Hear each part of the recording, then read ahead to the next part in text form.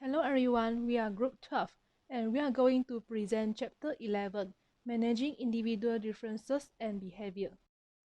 11.1 Describe the importance of personality and individual traits in the hiring process. It can be divided into two parts. Part 1 is positive first impression, such as be prepared, stand or sit straight and smile, look for common ground, and keep up the good work. The second part is personality and individual behavior. For the first, the traits of emotional intelligence, such as I can't do this task, I like or dislike myself, I am or I am not the captain of my fate, I am fairly secure or I am fairly insecure when working under pressure. The second is the big five personality dimensions, such as extroversion, agreeableness, conscientiousness, emotional stability, and openness to experience. The third is core self-evaluations, such as self-awareness, self-management, social awareness, and relationship management. 11.2 Explain the effects of value and attitudes on employee behavior. It can be divided into four parts. Part 1 is organizational behavior. Organizational behavior divided into two. The first is formal organizational behavior, which are goals, policies, and hierarchy structure. And the second is informal organizational behavior, which are personalities, perceptions, conflicts, and culture. The second is value. Value set when young, but it can be reshaped by significant event. Value is important for manager to know and to underline how the employee behave at work. The third is attitudes. Attitudes can be divided into three. The first is affective. It relates to emotion and feeling. The second is cognitive. It relates to intellectual activity such as thinking. And the third is behavioral. It relates to the way the people act. And the last is behavior. Value and attitude can generally in harmony, but not always.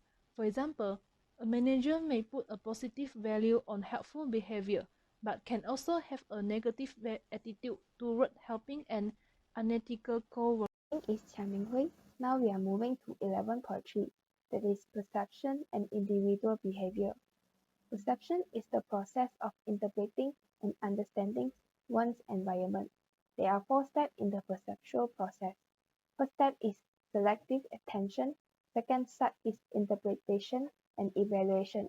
The step is storing in memory, and the last step is retrieving from memory to make judgment and decision. In any one of the four stages of the perception process, misunderstandings or errors in judgment can occur. Perception errors can lead to mistakes that can be damage to yourself, other people, and your organization. Besides that, there are also five distortions in perception that are stereotyping, implicit bias, the halo effect, the recency effect, and causal attribution. Let's look at stereotyping. Stereotype is the tendency to think that someone has the typical characteristic of the group to which the person belongs. Stereotyping are distributed into three types.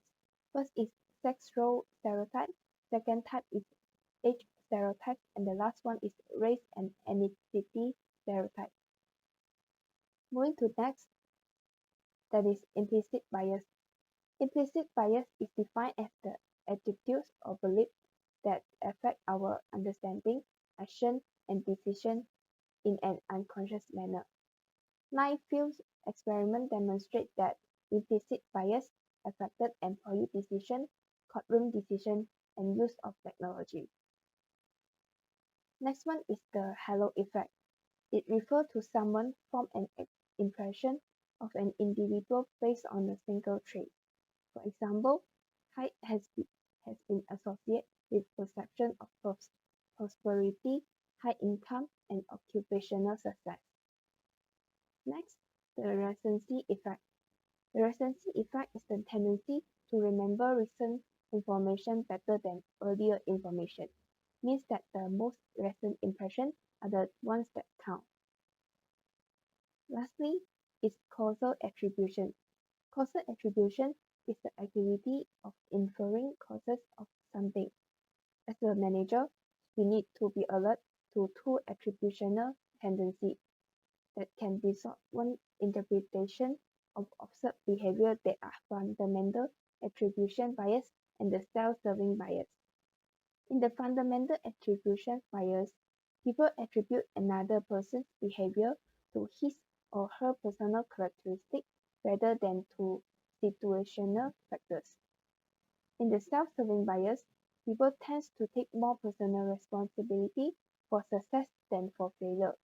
Research shows that employees tend to rely on this bias when performance results are public. Now we are moving to 11.4, work-related attitudes and behaviors managers need to deal with. Attitudes are important because they affect behavior. There are three types of attitude managers are particularly interested in that are employee engagement, job satisfaction, and organizational commitment. Firstly, employee engagement, defined as a mental state in which a person performing a work activity is fully immersed in the activity, feeling full of energy and enthusiasm for the work. But how can managers increase employee engagement? For example, design meaningful work, improve supervisor-employee relations, provide learning and development opportunities, and reduce stresses.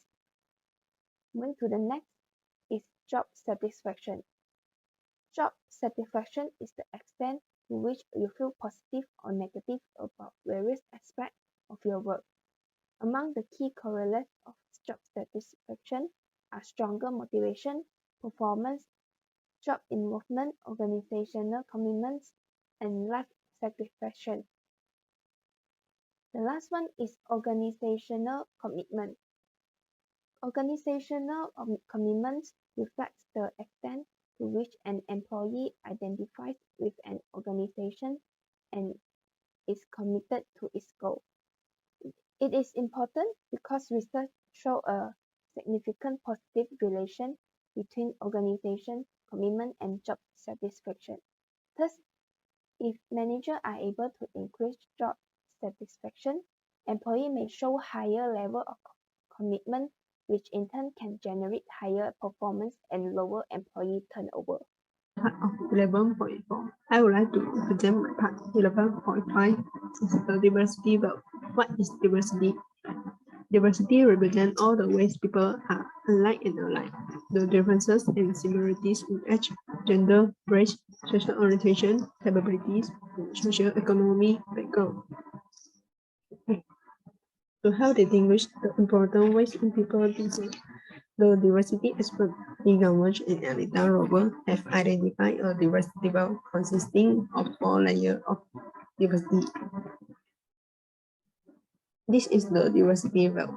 It contains 4 elements. First is personality, second is internal dimension, third is external dimension, and the last is organizational dimension. What is personality? Personality is defined as the stable, physical, and mental characteristic responsible for a person's identity. And the second is internal dimension. Internal dimension includes age, race, and physical ability, social orientation, and gender.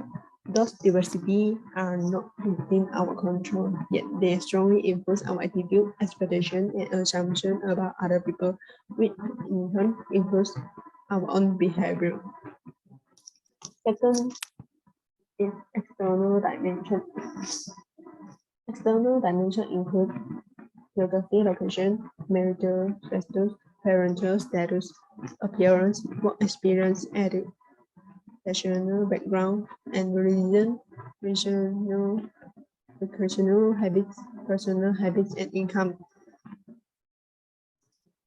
External dimension of diversity includes an element of choice that consists of the personal characteristics that people acquire, discuss, or modify throughout their life. And the last is organizational dimension. Organizational dimension includes functional level or classification, management status, unit affection, work location, seniority, division or department, unit group, and work content or value. Next, I would like to represent about trend in workforce diversity. For the elements of age, gender, race, ethnicity, sexual orientation, and people with differing physical and mental abilities are the internal dimension, and for the educational levels are the external dimension. First, age. It means more older people in the workforce. And the second, gender. It means more women working in the workforce. And the third is race and ethnicity. It means more people of color in the workforce. For the sexual orientation, LGBTQ people become more visible. What is LGBTQ? LGBTQ is lesbian, gay, bisexual, transgender, and queer. And the last, people with differing physical and mental abilities. For the educational level, it means mismatch between educational and workforce needs. For example, college graduates may be in job for which they are overqualified, and high school grown-ups and others may not have the literacy skill needed for many jobs. Next, I would like to talk about the barriers to diversity. There are 6 points barriers to diversity. First is stereotype and prejudice. Second is fear of discrimination against minority group members and resistance to diversity program priorities. And furthermore, is negative diversity climate, lack of support of family demands. And the last is a hostile work environment for diverse employees. Next, I would like to represent my last part in 15.5 is understanding stress and individual behavior. Stress can be defined as any type of change that causes physical, emotional, or psychological stress. Stress is your body responds to anything that requires attention or action. For the first, the thought of workplace stress. Stress can cause conflict and distraction at work, make you feel fatigued at all times, the general problem and insomnia. And the second is how does stress work? And the third is the source of job-related stress. And the last is reducing stress in the organization. Actions for negative stress will lead to 3 kinds of symptoms. First is physiological signs, and second is psychological signs, and the last is behavior signs. Hi, my name is Tamjayina. I'm going to explain for 11.6 Understanding Stress and Individual Behavior. What is stress? Stress is the tension people feel when they are facing or enduring extraordinary demands, constraints, or opportunities and are uncertain about their ability to handle them effectively.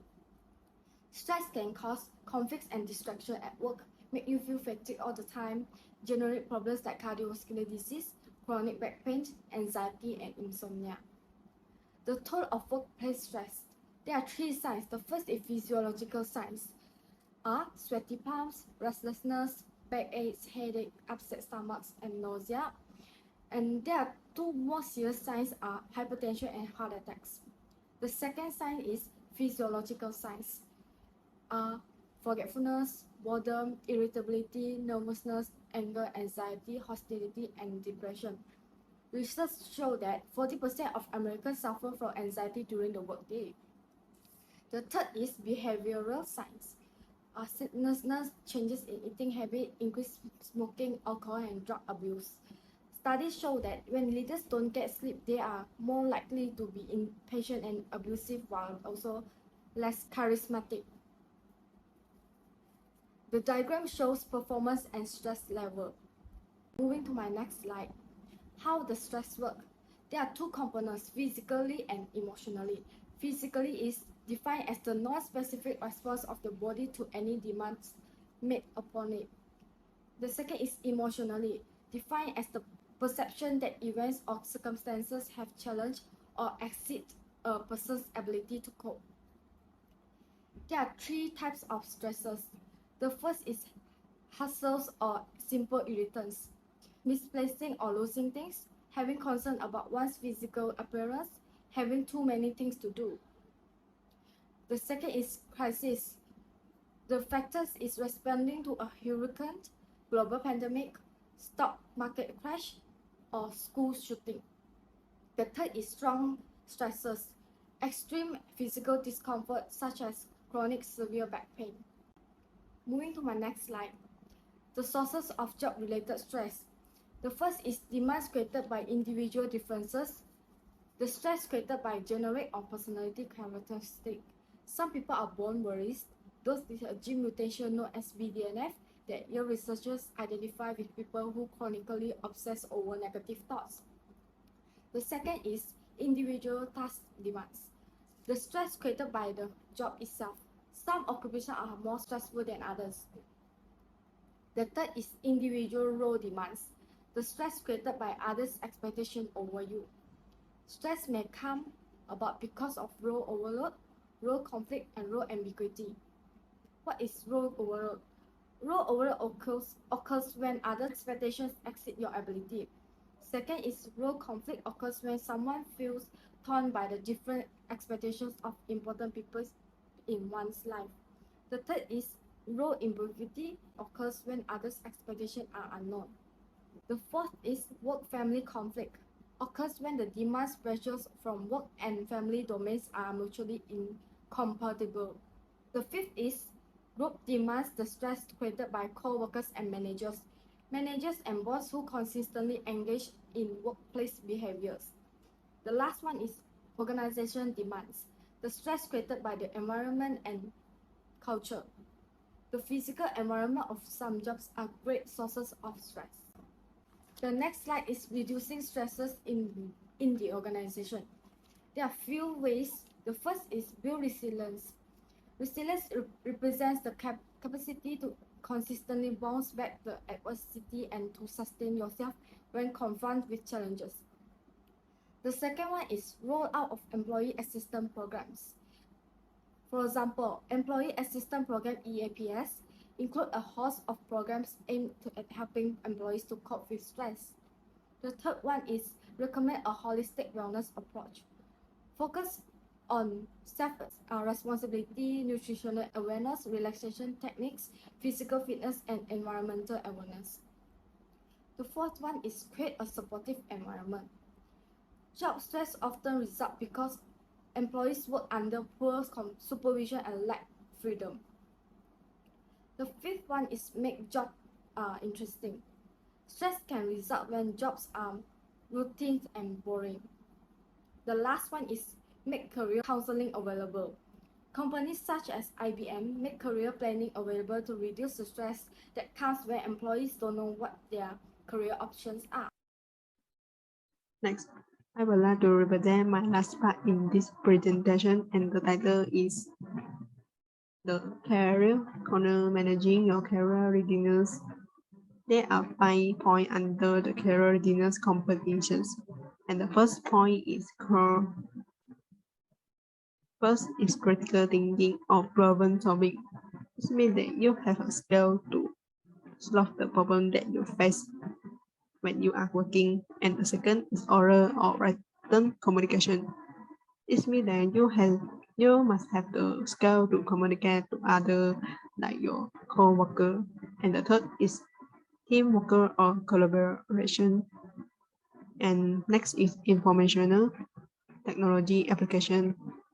Furthermore, leadership. And the last is professionalism or work ethic. And the second point under the career readiness competition is knowledge. It means that you have a test pass or functional skill and communicational thinking, and third, understanding the business, and the last is new media literacy. And the third point under the career readiness competition is soft skill. First is decision making and social intelligence, and the third is networking, and the last is emotional intelligence. And other points under the career readiness competition is attitude. For example, the first point is ownership or accepting responsibilities, and the second is self-motivation, and the third is proactive learning orientation and showing commitment and more positive approach, and the last is career management. And the last point under the career readiness competition is other characteristics. For example, first is business, second is personal adaptability, and third is self-awareness, and second is and service other orientation. Next, openness to change, and the last is generalized self-efficacy. That's all for our presentation. Thank you.